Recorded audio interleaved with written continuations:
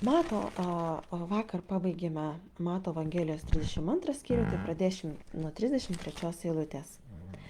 Taip pat girdėjote, jog protėviams buvo pasakyta, neprisiek melagingai, bet ištesėk viešpačiui savo priesaikas. O aš jums sakau, iš viso nepriesikinėkite nei dangumi, nes jis Dievo sostas, nei žeme, nes ji jo pakojis, nei Jeruzalė, nes ji didžiojo karaliaus miestas. Neprisiek nei galva, nes negali nė vieno plauko padaryti balto ar juodo. Verčiau jūs sakykite taip, jei taip, ne, jei ne, o kas viršaus, tai iš pikto.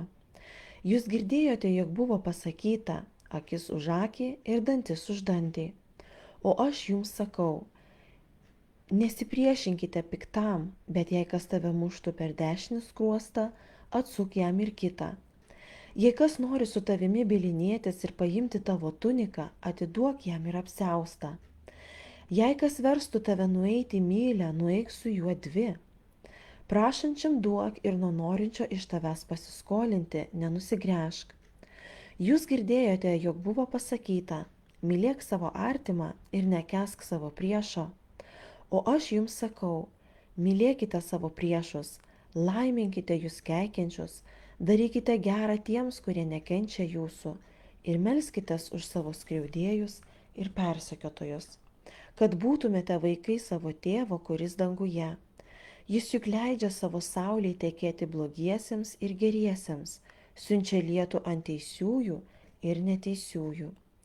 Jei mylite tuos, kurie jūs myli, kokį atlygį turite? Argi taip nesielgia ir muitininkai? Ir jeigu sveikinate tik savo brolius, kuogi viršijate kitus? Argi to nedaro ir muitininkai? Taigi būkite tobuli, kaip ir jūsų tėvas, kuris danguje yra tobulas. Kiek daug išminties. Aš prisimenu, kai pirmą kartą pradėjau klausytis Dievo žodžio, kaip tik buvo pamokslaujama iš Mato Evangelijos. Ir tuo metu aš mokiausi pirmam kurse universitete. Ir kaip pirmam kurse ten daug yra tokių bendrų dalykų, kaip filosofijų, psichologijų, logikų.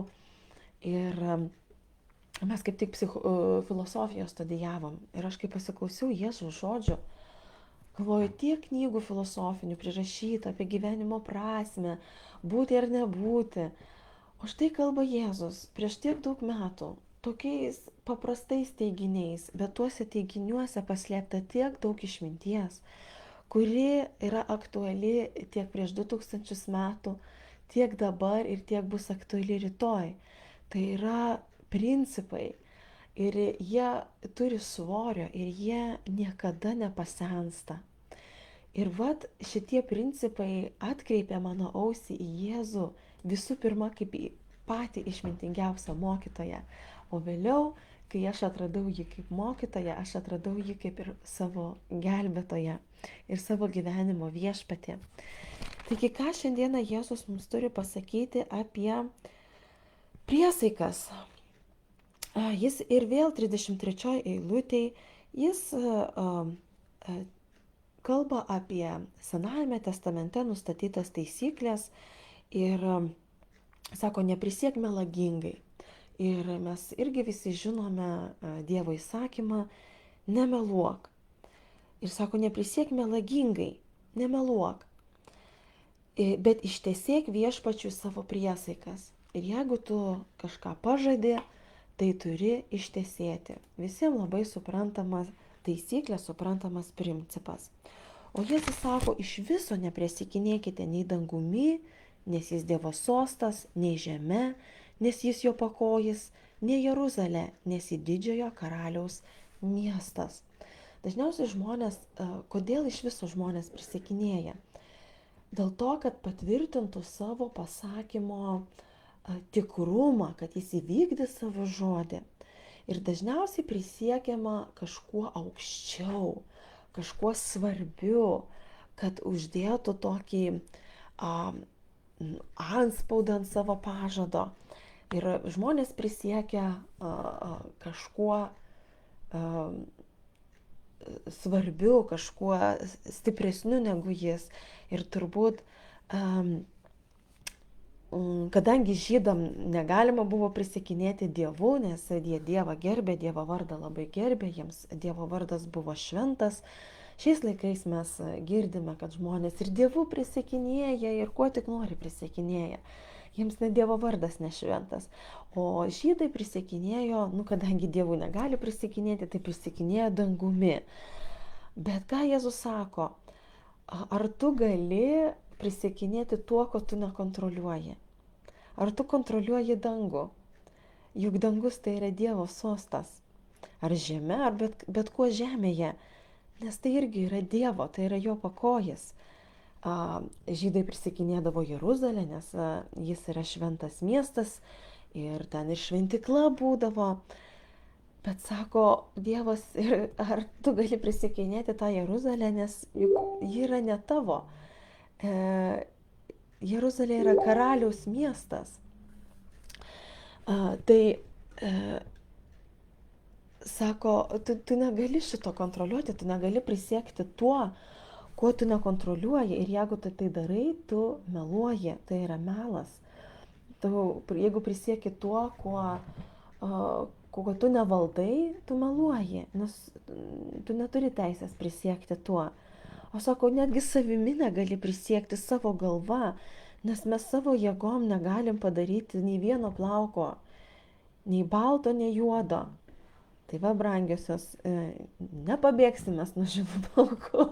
Aišku, tai yra juokas, bet mes nekontroliuojam, kada tie žili plaukai atsiranda balti, ne, kitiem jau net 20 metų būna atsiranda, kitiem vėliau mes to negalim sukontroliuoti. Taip, mes galim dažytis plaukus, bet nei vienas plauko negalim sukontroliuoti, kad jis nenukristų ar prieaugtų, tai ne mūsų galioje. Ir sako, jeigu mes prisiekiam savimi, mes irgi meluojam tą žodžią, tą prasme, nes mes nežinom, kas mums atsitiks rytoj. Mes to visiškai nekontroliuojam. Ir sako, verčiau jūs sakykite taip, jei ne, o kas viršaus, tai iš pikto. Ir apskritai, sako Jėzus, kam iš viso prisiekinėti? O kam iš viso prisiekinėti? Mūsų žodis, o kodėl žmonės prisiekinėja? Todėl, kad matyt praeityje jie neištesėjo savo žodžio. Todėl, kad jo žodis yra nepatikimas. Todėl, kad jo žodyje nėra svorio. Ir galbūt praeityje žmogus pasižadėjo ir neįvykdė. Arba melavo daug. Mes visi žinome tą pasaką melagi, ne, apie berniuką, kuris šaukė vilkas neteisingai. Tai vat, kaip tas berniukas, jisai kalbėjo kažką, kalbėjo netiesą, kalbėjo galbūt padidintai. Ir tai buvo netiesa ir žmonės tiesiog juo daugiau nebetikėjo. Ir štai mūsų gyvenime, jeigu mes kažką pažadam, kažko daug šnekam, ir neįvykdom, tai žmonės mumis netikė, mūsų žodis neturi jokio svorio.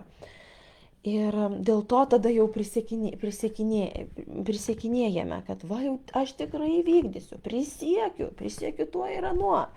Vaikam labai populiaru prisiekinėti, ar ne? Bet sako, jūsų žodis, Jėzus sako, iš vis neprisiekinėkit, gyvenkite taip, kad jūsų žodis būtų tvirtas, kad jumis žmonės tikėtų. Jeigu, pavyzdžiui, Sandra pasakė, reiškia, žmonės žino, Sandra įvykdys. Tai gyvenkime taip, kad niekada neišdidintume tiesos ir kad visada įvykdytume pažadus. O tam, kad kartais mes ant greitųjų, kaip sakant, prisižadam kažko, ko negalim net įvykdyti ir tada gaunasi, esam tokioj situacijai, kad va prisižadėjom, o įvykdyti negalim, tai galbūt patarimas toks apgalvotai visą laiką kalbėti, nekalbėti neapsvarsčius, neprisižadėjus. Aš būna kartais irgi, kas nors kažko paklausia, gal tu galėsi ten dalyvauti, ar tu galėsi tą padaryti. Aš kartais pasakau, taip, tikrai, o po to galvoju, taigi nepasitariau su vyru, nepaklausiau, gal jisai planų kažkokiu turi. gal jisai kažkokį susitikimą turi, o aš čia planavau išvažiuoti ir pažadėjau, kad būsiu. Tai vat visą laiką reikia apgalvoti savo atsakymus, kad mūsų taip būtų taip, o ne būtų ne. Aš labai dažnai pagaunu save, kai būna paskambina kokie nors prekybininkai, ar sutinka tave gatvėje, pradeda reklamuoti kažkokią prekę ir jie ten taip įsijautę. Ir tu klausai ir galvoju, o, tak žmogus tiek čia stengiasi. Ir, nu, tu žinai, kad tu nepirksi tos prekės, nu, tau net neįdomu, žinai. Ir tau pasiūlo, va, gal norėtumėte čia pirkti. Ir tada sėdi ir galvoju, nu, kažkaip nemandagu čia būtų pasakyti, ne, čia tai žmogus stengiasi. Ir pasakau, nu gerai, aš pagalvosiu. Nors širdį galvoju, nu, nei man įdomu, nei aš ten kada pirksiu, nei aš susidomėjau, žinai. Nu, bet iš mandagumo pasakau, nu gerai, aš pagalvosiu. Tai čia irgi yra melas. Aš meluoju. Argi negeriau pasakyti, nu atleiskit, man labai gaila, bet manęs nedomina. Arba klausai ir gal kažkas ir domina, bet pavyzdžiui, matai, kad neįpirksi ten kažkokias prekes. Ir sakai, nu gerai, aš pagalvosiu, gal kada nors. Nu gal dar sugrįšiu aš prie šito prekystalio, nors galvoju, nu tikrai nesugrįšiu. Tai iš vis nežadėk. Ačiū. Ačiū už jūsų pasiūlymą. Ir viskas ir atsisveikinam. Tai vat tokiuose kartais labai kasdieninėse situacijose mano taip nebūna taip ir mano ne nebūna ne. Ir arba būna kažkas paskambina, ten pradeda kažką siūlyti. Ir aš taip galvoju, kaip nemalonu pasakyti ne. Nu gal, nu paskambinkit gal kitą kartą. Ir žinai, kad tau ne visai neįdomi ta prekė ir tas pasiūlymas ar paslauga. Ir po to taip galvoju, nu tai tokia žmonių baimė. Ir galvoju, tai aš dabar švaistau ir savo laiką, kito žmogaus laiką. Ir kažkokių vilčių dar suteikiu, kad čia gal man ir įdomu visai bus. Žodžiu, tai vat man dažnai tokiose gyvenimo situacijose reikia mokytis. Mokytis, kad mano taip būtų taip, o mano ne būtų ne. Mano žodis būtų tiesa. Ir aš atsimenu, kai irgi ištekėjau, vis tiek ir vaikelis atsirado, ir to laiko daug reikėjo skirti šeimai. Ir žmonės būdavo dažnai prašydavo manęs teisinės pagalbos, ar kažkokį prašymą parašyti, ar kažką. Ir man taip irgi nemalonu būdavo atsakyti ne, nes taigi mano draugai, mano pažįstami, aš turiu jam padėti. Nors širdį galvoju, aš visiškai neturiu laiko, aš negalėsiu visai atsisėsti, vis tik tam reikia skirti daug laiko, įsigilinti į situaciją, ten parašyti. Ir man tai buvo sunku pasakyti ne ir sakydavau, gerai, aš padėsiu.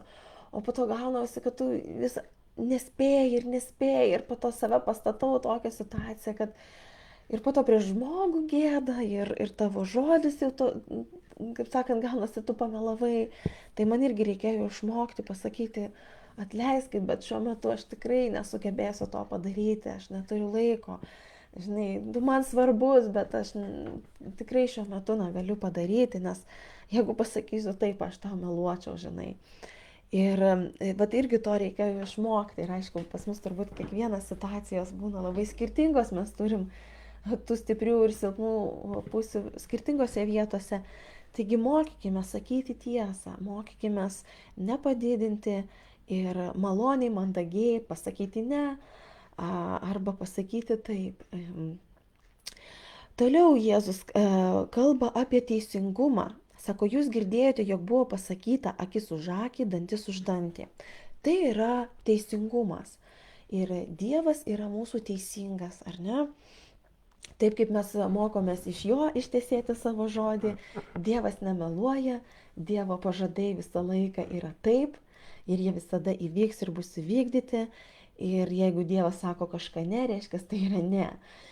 Ir lygiai taip ir teisingumas. Dievas yra teisingas ir jis įvykdo teisingumą. Ir dabar yra toks malonės amžius, kad Dievas yra be galo kantrus. Jis nenubaudžia čia ir dabar mūsų vietoj, kai mes nusikaltimą padarom. Ir ačiū Dievui. Bet čia kalbama apie teisingumą. Ir žinome, ir senovės laikais, ir pačios pirmosios civilizacijos, ir žinom patį pirmąjį Hamurabio įstatymą rašytinį, ten irgi buvo principas akis už akį, dantis už dantį. Esmė kokia? Esmė, kad būtų įvykdytas teisingumas. Juk mes visą laiką norime, jeigu kažkas nusikaltimą padarė, kad būtų tinkama bausmė už tą nusikaltimą. Nei per daug, nei per mažai, kad teisingumas būtų įvykdytas, ir tam yra ir valstybinės institucijos, ir teismai, ir policija. Ir esmė tame, ką Dievas nori, kad mes nevykdytume keršto patys. Kerštas visų pirma, jeigu kažkas padarė mums blogą, neikime ir nekeršykime patys. Tam yra institucijos skirtos, ar ne? Tam yra policija, tam yra teismai. Nevykdykime visų pirma teisingumo patys, palikime tai toms institucijoms, kam yra paskirta tai daryti. Vaikams, pavyzdžiui, mes ir savo vaikus mokome, kad jeigu tave kažkas nuskriaudė, neduok tu tam vaikui į akį, natūralus polinkis yra atgal duoti. Bet kas yra tavo autoritetas? Tėvai. Ateik ir pasakyk savo mamai, jeigu tavo mamos nėra šalia, pasakyk to vaiko mamai, nes to vaiko mama atsakinga už jo auklėjimą ir tėtis. Tu pats neįvykdysi teisingumo, nes tu dar kaip vaikelis, tu ne viską supranti. Eik ir pasakyk mamai, mes kai suaugę esame, tai irgi turime žiūrėti, kas atsakingas už tą situaciją. Kreiptis į tinkamą asmenį, kuris atsakingas už tą situaciją. Mes labai visi čia mėgstam skūstis viešosiose erdvėse, oi tas blogas, čia tai blogai vyko, čia blogai, bet ar nuo to kas nors pasikeis? Nepasikeis. Kreipkis į tam tikrą instituciją, kuri kažką gali dėl to padaryti, kažką turi dėl to situacijos padaryti.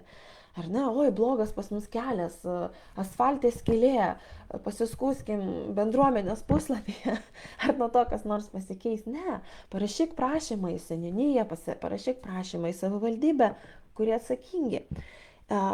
Nevykdykime, Dievo žodis mus moko nevykdyti teisingumo savo rankomis, keršto, ta prasme, savo rankomis. Ir ką iš vis Jėzus sako? Jis mus kviečia žengti žingsnį aukščiau. Taip, teisingumas, tu turi teisę į teisingumą. Tu turi teisę į savo teisės. Ir kad jos būtų nepažeistos. Ir kad jeigu kažkas pažeidžia, kad būtų nubaustas, kad būtų įvykdytas teisingumas. Mes visi tam turime mums netgi statymo duotas teisės. Ir tu turi visiškai pilną teisę jas gintis. Ir įvykdyti tą teisingumą, bet Jėzus mus kviečia laipteliu aukščiau, kaip Dievo vaikus, kaip sako, jūs esate Dievo vaikai, kaip Dievo vaikus žengti aukščiau, tai yra savanoriškai atsisakyti mums priklausančių teisių. Ir sako, nesipriešinkite piktam, bet jei kas tave muštų per dešinį skruostą, atsuk jam ir kitą. Tai čia Jėzus kviečia mus atsisakyti savo teisės. Taip, jeigu tau kažkas trenkia, tu turi eiti teisę, prisiteisti už moralinę netgi žalą, už įžeidimą, už orumo įžeidimą.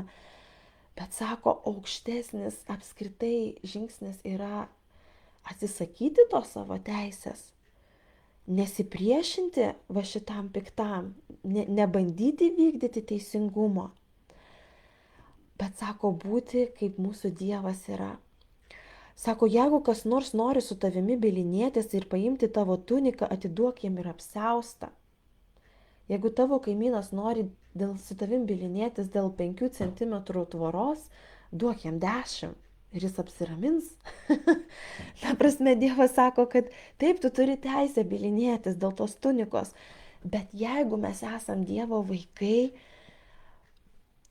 atsistokime virš tos situacijos. Sako, duok jam ir apsiaustą netgi. Parodyk meilę tam žmogui. Jeigu tas žmogus dėl tos smulkmenos ten tiesiog miršta, eina į teismą, pyktyje gyvena. Palaimink tu tą žmogų, duok tu jam ir tuniką dar ir apsiaustą, ir tu būsi Dievo vaikas. Ir tam žmogui, galiu pasakyti, bus šokas, gal ne šiandien, bet rytoj.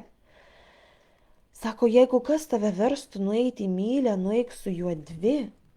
Verstų, sako, neprašytų, čia net neprašymas, čia vertimas, čia prievarta, čia smurtas. Sako, verčia tave nueiti į mylę. Tai tu tą padaryk dar ir virš to. Nueik 2. Būk aukščiau visos situacijos. Prašančiam duok ir nuo norinčio iš tavęs pasiskolinti nenusigręžk. Čia irgi mes turim daug išimčių, ne? Būna prašo mūsų girtuoklis koks nors, valkata, mes pamatom, nu tai jeigu aš jau čia duosiu tą pinigėlį, taigi jis vis tiek eis pragert. O Dievas sako mums, nu tik tai močiutei senai, kuri prašo duok. Tai jau ji tikrai duonos nusipirks. Dievas nerūšiuoja, sako, jeigu prašo, tai duok. Ne mūsų reikalas nuspręsti, ką tas žmogus darys su tais pinigais. Sako, būk virš, ar ne, virš situacijos. Ženk laiptelį aukščiau. Ir sako, nuo norinčio iš tavęs pasiskolinti nenusigręžk. Jeigu nori draugę suknelę pasiskolinti, negailėk, ar ne, mums moterims. Sako, jūs girdėjote, jog buvo pasakyta, mylėk savo artimą ir nekęsk savo priešo. Ne? Ypač Senam testamente mes matome labai daug to tokio teisingumo vykdymo, to priešas savas. Sako, bet Jėzus vėl kviečia. Sako, vėl kviečia mus žengti žingsnį aukščiau. Kas šiandieną priešas mūsų vaizduojamas? Aš nežinau, pabėgėliai, gal kokie mūsų priešai ten, baltarusiai, kas, nežinau, rusai, baltarusiai. Labai daug čia dabar tokių priešų vaizduojama. Nekęsk jo, mums sako, ne, nekęsk jo. O ką sako Dievas? Sako, o aš jums sakau, mylėk savo priešus. Mylėk savo priešus. Visiškai atvirkščiai. Mums sako, nekęsk, o Jėzus sako, mylėk. Laiminkite jūs keikiančius. Jeigu tave šiandieną kažkas keikia, Dievas mus kviečia, nekeik atgal. O laimink jį. Aš atsimenu toks vienas, aš nežinau, raganis, kaip čia pavadinti, prakeikė, sako, tu prakeikta, dar įdėjo nuotrauką į Facebooką visos šeimos, tavo vaikai prakeikti, aš tave prakeikiusi, profesionalus tam prakeikinėtojas, prakeikiu aš tave, nes aš bandžiau apie Dievą jam paliudyti. O aš sakau, aš tave laiminu, Jėzaus vardu sakau, aš tave laiminu, nes man taip sako Dievas. Aš suvokiu, kad tas žmogus yra be Dievo, kad jam yra sunku, jis gyvena toje tamsoje, ta mirties šešėlyje, jis yra nuodėmingas, jis kitaip nesupranta, kitaip nemoka. Ir jis man keiksmo, aš jam siunčiu palaiminimą Jėzaus vardu. Sakau, laiminu tave, nes jam reikia to palaiminimo, jam reikia Dievo. Sakau, laimink tave keikianti. Darykite gerą tiems, kurie nekenčia jūsų. Labai lengva, kai tas priešas yra kažkur toli, kitoj valstybei, už tvoros ar kitam mieste. Bet kaip sunku būna, kai tas priešas gyvena po vienu stogu, būna ir taip šeimoje. Kai tas priešas yra tavo giminaitis, kai tas priešas, pavyzdžiui, yra tavo vyras, elgiasi su tavim kaip priešas. Kaip tai yra sunku, kai būna vaikai, suaugę, elgiasi su mamom ar su tėčiais kaip su priešais. Sako, kaip yra sunku, kurie, sako, jūsų nekenčia, bet ką sako Dievas, darykite jiems gerą. Darykite jiems gerą, nors jie jūsų nekenčia. Kaip yra sunku, bet Jėzus kviečia mus žengti laiptelį aukščiau. Sako, melskitės už savo skriaudėjus ir persekiotojus. Jeigu tave šiandien kažkas skriaudžia ar persekioja, melskis už tą žmogų. Melskis. Aš atsimenu mes gyvenom nuomojam name ir tokia atėjo pas mus kaimynė, aprėkė, ne už ką, su keiksmais, pagyvenusi moteris, man buvo šokas. Ir man tiesiog šokas buvo ir man taip įsiskaudino, galvoju, ne už nieką, ir tokia graži moteris sena ir dar su tokiais negražiais keiksmais jinai kalbėjo. O mano draugė atvažiavo, sako, bet žinai, sako, tu pagalvok, jinai juk gyvena tame pyktyje. Sako, tu jos pasigailėk. Sako, jinai juk tame gyvena, jeigu jinai kalbėjo, sako, burna kalba tai, ko pertekusi širdis, tai jo širdis pilna to pykčio. Bet tu įsivaizduok, kaip jinai kankinasi. Ir aš galvoju, tikrai, man tas pyktis praėjo, tą nuoskaudą, galvoju, reikia melstis už tą moterį. Nes jai reikia Dievo, jai reikia pagalbos. Ir Jėzus mus kviečia pažvelgti į situaciją iš viršaus, į tas situacijas, kaip jas mato Dievas. Ir Dievas mums sako, kad blogio nenugalėsi. Jeigu ugnis dega, tu ugnies neužgesinsi benzino įpildamas į tą ugnį. Ir Dievas mus kviečia žiūrėti į pyktį, į neapykantą Dievo akimis. Ir jis žino, kaip išspręsti tas situacijas, kaip nugalėti blogį.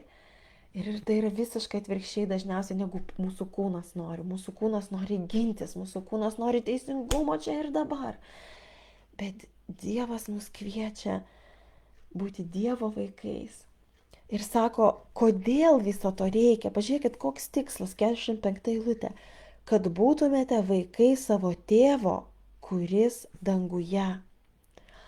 Iš mūsų gyvenimo, iš mūsų reakcijų į labai sudėtingas gyvenimo situacijas turi matytis, jog mes esame Dievo vaikai, jog mes esame kitokie, jog mes gyvename ne pagal standartinės taisyklės. Pasižiūrėk, jeigu tave kažkas keikia, jeigu aš laiminsiu, ar aš elgsiuosi standartiškai? Ne. Ir žmonės turi pamatyti, jog mes esame Dievo vaikai. Jog aš esu ne žmogaus vaikas ir nesielgiu paprastai žmogiškai, bet esu Dievo vaikas. Viso to tikslas, kad žmonėm būtų šokas. Štai keikia tave kažkas, nekenčia tavęs, o tu tam žmogui gerą darai. Žmogui gal ne šiandien, bet kaip sakant, po truputį tam tavo priešai.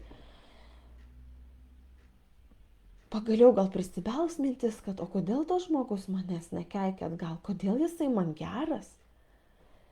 Ir galbūt visą tai atidarys tą užkietėjusią to priešo, blogo žmogaus širdį, jisai ją suminkštins, gal tas šviesos spindulėlis, taip sakant, lašas po lašo ir akmenį pratašo, gal tie tavo gerumo lašai, gal jų jau buvo 100, būk kantri, lašas po lašo ir akmenį pratašo, gal tas gerumo, tai negal, bet mes turim ir pažadus iš Dievo, kad vis tiek jis kažkokį darbą padarys. Ir prasiskverbs kaip tas spindulys šviesos, tiesos į tą užkietėjusią blogo žmogaus širdį, kuris šiandien tavęs nekenčia. Jis sako, būkite, kad būtumėte vaikai savo tėvo, kuris yra danguje. Pažiūrėkit, koks yra mūsų dangiškas tėvas. Žinot, pas mus irgi lietuviai sako, obuolys nuo obels toli nenukrenta. Kokie tėvai tokie ir vaikai.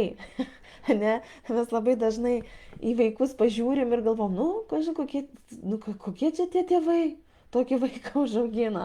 Ne? Vaikai dažniausiai atspindi mūsų šeimos atmosferą, mūsų šeimos madas, mūsų šeimos kalbas. O kas yra mūsų dangiškas tėvas? Ar mes atspindim savo dangiško tėvo, savo dangišką tėvą, taip kaip jis elgėsi? Sako, juk jis leidžia savo saulei tekėti blogiems ir geriems. Žiūrėkit, šiandien lyja pas mus Vilniui. Ar tas lietus lyja tik man, ar ir visiems? Vasarą, kai lietaus reikia, mes visi prašom, palaistyk Dieve. Ar tik mano daržą laisto, ar ir kaimyną Dievas palaisto? Jisai malonus yra ir man, Dievo vaikui, ir kitam, kuris dar Dievo nepažįsta. Ir sakom, saulė jisai leidžia švies. Pažiūrėkit, kaip mes mėgaujamės, kai saulutė išlinda. Ar tik man šviečia, ar ir kitiems. Dievas yra geras visiems. Sako, Dievas siunčia lietų ir ant teisiųjų, ir neteisiųjų. Izraelyje lietus yra labai brangus, ten toks kraštovaizdis, ten lietus brangus. Ir sako, kai Dievas jau palaisto, tai palaisto ir teisius, ir neteisiuosius. Jis nerūšiuoja, jis malonus visiems.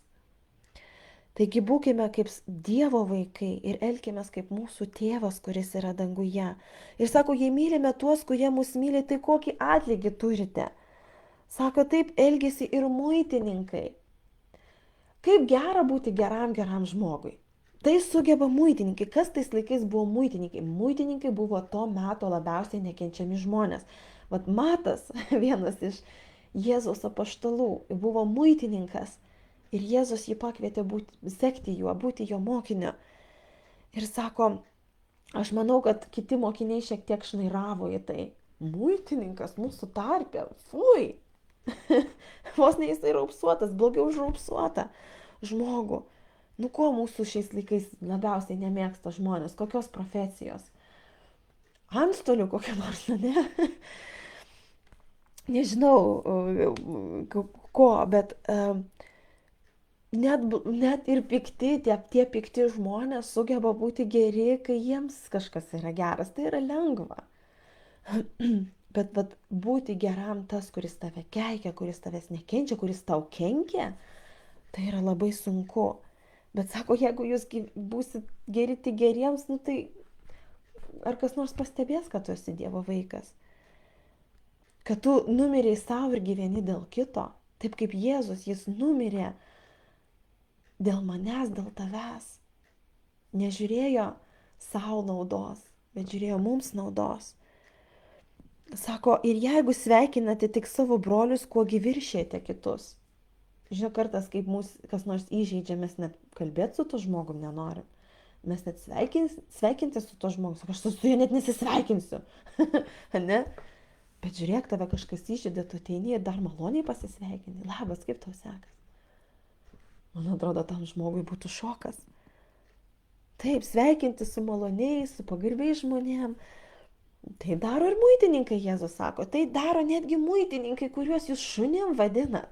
Kuriuos jūs vadinate pačiais blogiausiais žmonėm pasaulyje. Ten net muitininkai sugeba būti geri, kai jiems žmogus yra geras.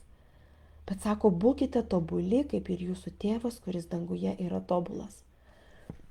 Čia vainikuoja tą pradžią, kur Jėzus pasakė, jūsų teisumas pranoksta rašto žinovo teisumą. Ar mes galim būti tobuli? Ne. Mes negalim. Ar mes galim visada tiesą sakyti? Ne. Mes negalim. Ar mes galim be Dievo pagalbos būti geri mūsų nekenčiančiam? Ne. Ir čia yra Dievo vėlgi žvilgsnis į mūsų širdį. Ar visą tą mes galėtume padaryti savo jėgom? Ne. Mums reikia Dievo, mums reikia Jėzaus, kad jis pirmą mus ištrauktų pačius iš tos tamsos, pačius ištrauktų iš to pykčio kalėjimo, mus pačius ištrauktų iš tamsos kalėjimo, iš nuodėmės vergijos ir perkeltų į savo šviesos karalystę, kad mes jau būtume nebe tamsos vaikai. Biblijoje nėra pilkų žmonių, yra arba tamsos vaikai, arba šviesos vaikai. Ir mes visi buvome tamsos vaikai. Ir tik Jėzus, šviesos kunigaikštis, gali mus perkelti į šviesos karalystę ir mus padaryti Dievo vaikais. Mes negimstame Dievo vaikais. Mes gimstame taip, mes visi esame Dievo kūriniai. Dievas mus myli, nes mes esame sukurti pagal jo atvaizdą. Bet mes turim tapti Dievo vaikais. O kaip mes tampame Dievo vaikais? Mes atgimstame iš naujo, per tikėjimą Jėzumi Kristumi, per auką, kurią jisai padarė ant kryžiaus. Jis yra tas, kuris mus apvalo nuo tamsos darbų. Jis yra tas, kuris atleidžia mums visas mūsų nuodėmes ir perkelia į šviesos karalystę, į Dievo karalystę. Mes tampame Dievo vaikais. Ir kai Dievas mums duoda šventąją dvasią, kai antspaudą, jis duoda mums jėgą gyventi taip, kaip jis mus čia kviečia, žengti tą laiptelį aukščiau. Mes nesame vieni. Aš nei vieno žmogaus nesugebėčiau mylėti, kuris manęs nekenčia, jeigu Dievas man neduotų šitos jėgos, jeigu Dievas man nebūtų davęs į širdį šitos meilės. Aš iš savęs to padaryti nesugebėčiau. Ir viskas, kas mano gyvenime įvyksta gero, tai yra tik iš Dievo, nes manyje tikrai nieko gero nebūtų. Manyje būtų tik savanaudiškumas, mano teisės. Bet kas yra gero mano gyvenime, tai yra tik iš Dievo, iš jo jėgos, kurią jisai man duoda. Ir tik su Dievo jėga mes galime atsukti tą kitą žandą, laiminti tuos, kurie mus keikia, daryti gerą tiems, kurie mūsų nekenčia, nes žmogiškai tai yra neįmanoma, tai yra sunku. Taigi, brangiosios, šiandien daug nuostabių tiesų. Laukia ilgas savaitgalis. Apmastykime visus šitos Jėzaus pasakymus. Jeigu tu šiandieną dar nesi Dievo vaikas, jeigu tu dar nepriėmė Jėzaus kaip savo gelbėtojo, jeigu Dievas nėra dar tavo dangiškasis tėvas, jeigu tu dar jo nevadini savo tėvu šiandieną, padaryk tai šiandien. Nelauk, jis tavęs laukia, jis viską padarė, kad tu galėtum pas jį ateiti. Jis viską padarė ant kryžiaus. Ateik šiandien pas jį su atgaila ir pasakyk, aš noriu būti tavo vaiku. Aš noriu priimti Jėzų, noriu priimti jo auką. Ir pamatysi, jis apvers tavo gyvenimą aukštyn kojomis. Ir gerąją prasme. Niekada nesigailėsi, niekada. O toms, kurios mes jau esame Dievo dukros, tikrai prašykim, kad jis padėtų mums gyventi taip, kaip jis mus kviečia, kad mes būtume tikrai, žmonės matytų iš mūsų gyvenimo, kad mes esame Dievo dukros. Ir tikrai nuostabus yra Jėzus, jisai pats viską įvykdė, ką jisai sakė. Pažiūrėkime iš jo gyvenimo, jis atsuko kitą žandą, jisai laimino jį keikiančius, netgi tuos, kurie jį prikalė prie kryžiaus. Jisai sako, Dieve atleisk jiems, jie nežino, ką daro. Įsivaizduojat, į tave atsuka šautuvą, o tu jam sakai, Dieve atleisk jiems, jis nežino, ką daro. Jis nežino, ką daro. Tam piktam žmogui reikia Dievo.